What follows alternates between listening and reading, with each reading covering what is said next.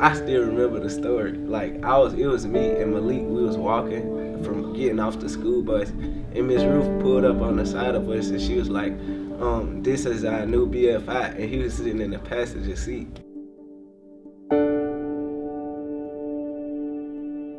I went to TYI alum, I think it was 2 years ago, and it's like when they asked everyone to come up to the altar, and then I went up there, and then I started praying, and then I just broke down and started saying everything that I've been going through and stuff, and everybody was understanding. So yeah, that's what made me accept Jesus. When I see him, he be picking up all the kids and dropping them off by themselves and stuff. Like he do it a lot to be just a BFI director. Like he do church. Sometimes he run the whole church thing. Like if Miss Ruth was to go out of town or anything, and he by himself, he still get things done. And we go feed the homeless. We have during the summer we have something called summer day camp. And there when he worked with the kids and stuff, I see when he preaching to them and telling them about God and stuff. Yeah. Our neighborhood is not that good, so the little things that help, having them come read the Bible to them and do some little verses and stuff and all that. See, look, my life would be different because without Chris, I don't think I'd be in the Salvation Army, because normally I wasn't coming, and then he was he came and found me. I quit coming for 2 months, and then he showed up at my house one day. He was like, "What's up, man? Where you been at?"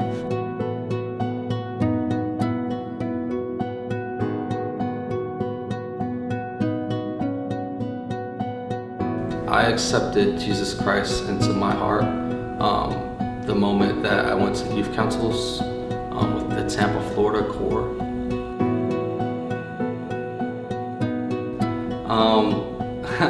I met Captain Ruth Cancia at Camp Keystone. I was probably 13, 14 years old, getting in trouble. I was a knucklehead a lot at camp. And I met her at camp when she was working there as a camp counselor. She tells me the honest truth, and that is what I admire most about her. So often in our society, and me personally growing up, I've had challenges and obstacles that have knocked me down and made me feel weak. But it was through many people pushing me and just showing me love and just teaching me about the Word. I believe that Ruth, she's truthful in her relationship with God. She's truthful in her teaching and her understanding.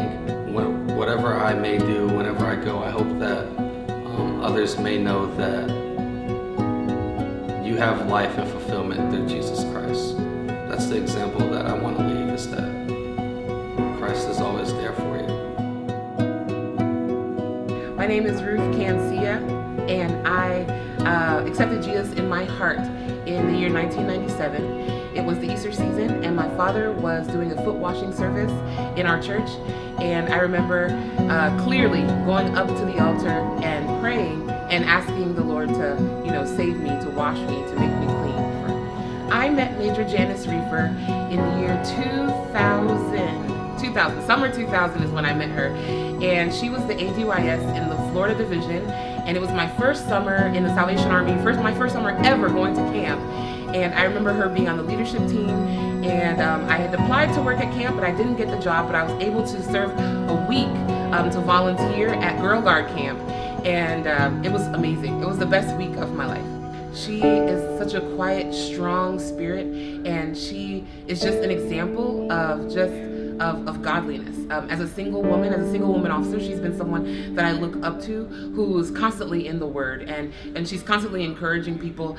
Just a few weeks ago, actually, she stopped me and she spoke with me quietly on the side, and she told me how much she was proud of me and how much she has been praying over me, and she's seeing how much I've grown. And for someone who's kind of shy and quiet herself, to have someone who is so strong, quiet, and not necessarily shy, but speak that into my life, that was really impactful. I hope that my testimony, the testimony of my life, can be the same for somebody else.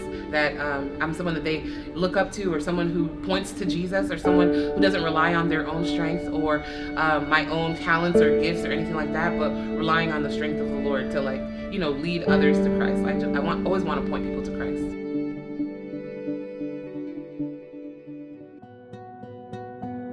The first time I accepted Jesus into my heart, I was about 6 years old, and we were at Junior Soldiers, and the captain said, "Do you want Jesus to be in your heart?" And I said, "Sure."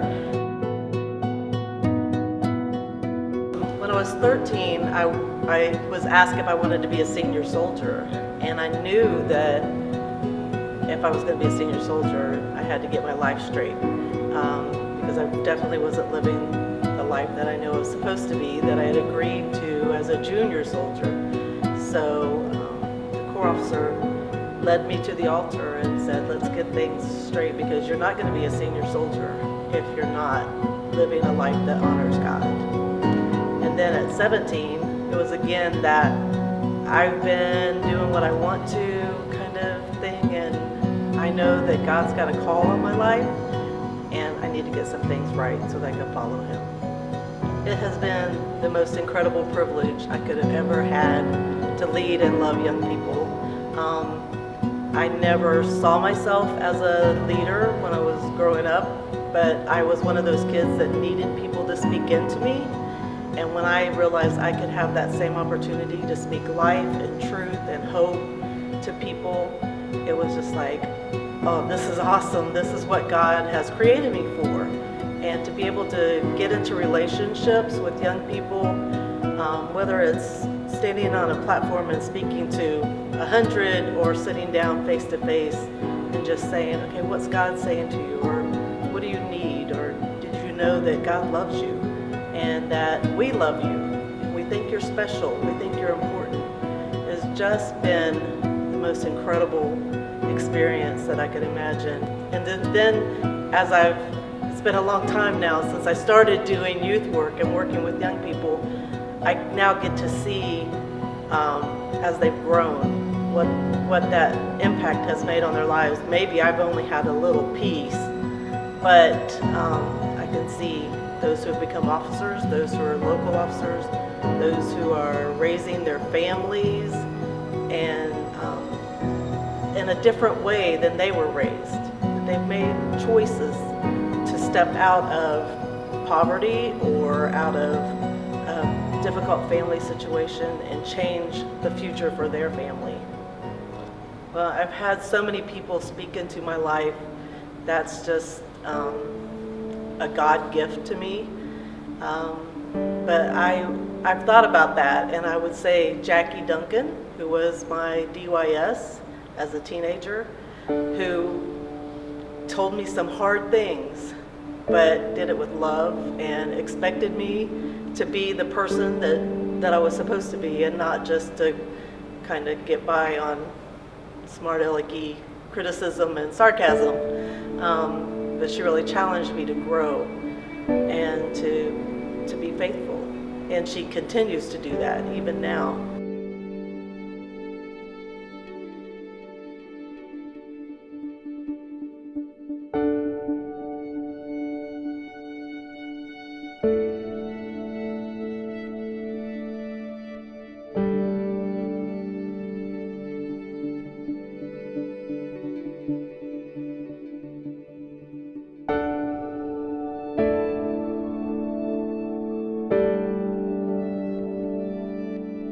The legacy of Major Janice Reefer is seen in me. The legacy of Captain Ruth Cancia is seen in me. The legacy of Chris Reeder is seen in me.